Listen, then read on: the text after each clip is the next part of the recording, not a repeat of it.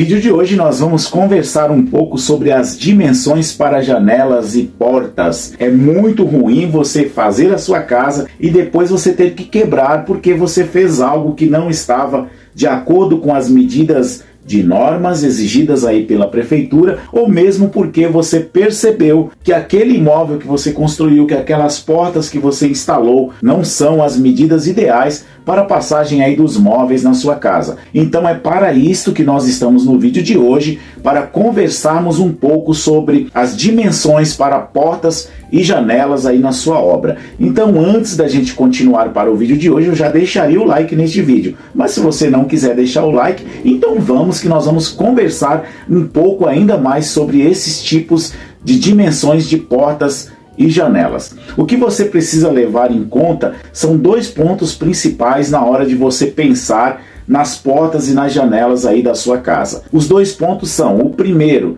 existe uma norma estabelecida e esta norma ela é cobrada aí pela prefeitura da sua cidade através do Código de Obras Municipal.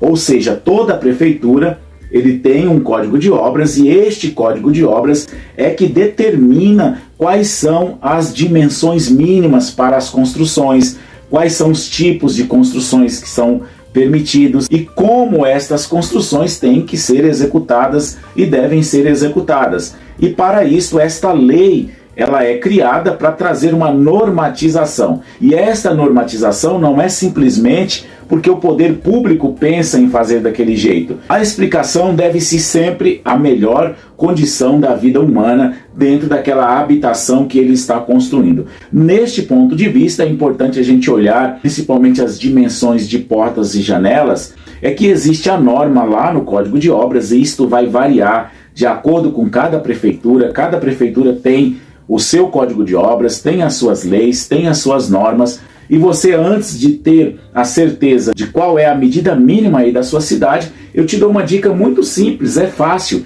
Se você digitar no Google assim, código de obras e o nome da cidade, por exemplo, eu estou em São Paulo, se eu digito código de obras São Paulo, vai aparecer a última lei, que no nosso caso aqui é de 2017, a nossa última lei que fala a respeito das obras. Então, se você está aí na sua cidade, digita no Google Código de Obras da sua cidade, dá uma lida, procura lá que vai estar falando uma tabelinha específica sobre um coeficiente, dois coeficientes muito interessantes a esse respeito. O primeiro coeficiente é o coeficiente de insolação e o outro coeficiente é o de ventilação. Ou seja, quais são esses dois coeficientes? Insolação é a entrada de luz externa, a luz do sol, para dentro do seu ambiente, e o outro coeficiente, que é ventilação, é a entrada de ar natural, aquele ar que sai lá de fora e entra dentro da sua casa. É por isso que você já viu aqui no canal Falando de Cidade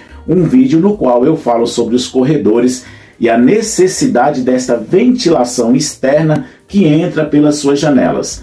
Mas quando nós falamos desses coeficientes de insolação e de ventilação, eles são em algumas cidades diferentes para ambientes como sala, quarto, cozinha e banheiro. E para outras cidades não. O coeficiente ele é igual para todos, por exemplo, é o mesmo coeficiente de insolação, é o mesmo coeficiente de ventilação para todos os ambientes. E sabe o que é interessante? Vamos pegar aqui um coeficiente que seja, exemplificando aí, 1/8 para insolação e 1/16 para ventilação.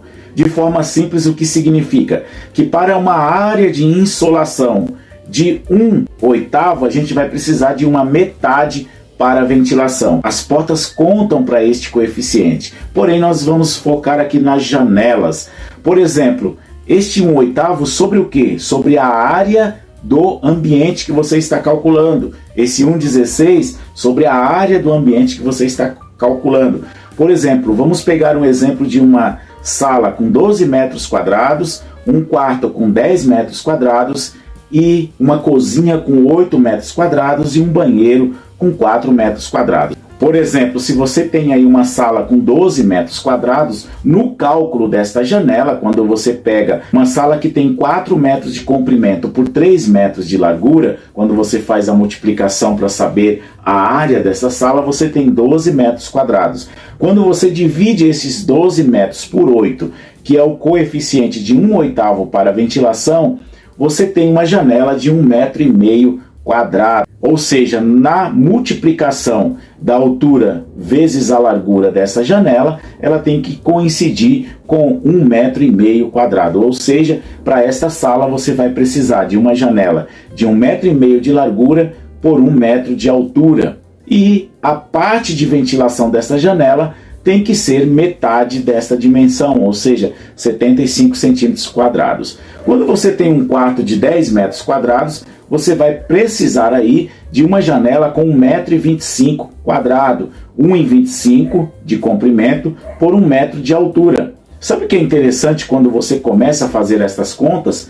Para este exemplo de coeficiente que a gente está conversando, se você comprar aquela janela padrãozinho de 1,20 m por 1, você já não consegue cobrir este coeficiente desta prefeitura. Por exemplo, na sala precisa de 1,5 m, então tem que ser uma janela um pouco maior.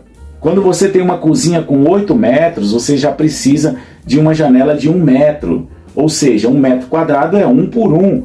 Uma cozinha você consegue ter esta janela com uma dimensão um pouco menor. Um banheiro de 4 metros você vai ter 0,50 centímetros quadrados. Daqui você já começa a perceber que as medidas das janelas, elas não são assim escolhidas aleatoriamente. Olha, eu vou comprar tudo na medida de 1,20 m. Todas as janelas da minha casa serão com 1,20 m. Se você fizer isso, o seu quarto tem que ser ali um quarto de no máximo 9,5 metros, 9 metros quadrados. Não pode ser um quarto muito grande. Então você já começa a perceber que para o quarto de casal, que é geralmente um quarto de 12 metros, você já precisa de uma janela com no mínimo 1,5 m de comprimento por 1 m de altura. É importante você observar essas dimensões na hora de comprar a sua janela, porque senão você vai lá, compra todas as janelas na dimensão de 1,20 m por 1. Quando chega para compatibilizar com o seu projeto, o engenheiro fala, não são essas medidas, tem medidas diferentes. Ou quando você faz a sua casa, constrói a sua casa sem um alvará da prefeitura para você regularizar depois, caso você tenha feito desta forma, você vai ter uma complicação, porque você vai ter que quebrar a sua janela e instalar uma janela um pouco maior.